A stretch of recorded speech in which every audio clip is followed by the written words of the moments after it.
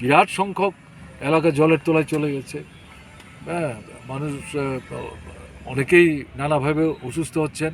ফলে সেই সমস্ত এলাকাগুলির জন্য আগরতলা থেকে রাজ্য সরকারের উদ্যোগে যেখানে যেখানে হাসপাতাল আছে, ডাক্তারবাবুরা যারা আছেন তার সঙ্গেও আরও 2-4জন স্পেশালিস্ট বা সিনিয়র অভিজ্ঞ এই ডাক্তারবাবুদের যুক্ত করে সেই এলাকাগুলো একটু মানে দেখভাল করা দরকার, খোঁজখবর নেওয়া দরকার।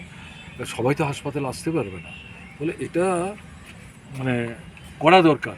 যে কথাগুলি বললাম আমার দিক থেকে বলাটা 1, 2, 3, 4 করে যেভাবে আমি বলে ফেললাম এটা সহজ মনে হবে, কিন্তু আমি নিজেও বুঝতে পারছি যে এই সব কাজগুলো একসাথে করা এতটা সহজ না।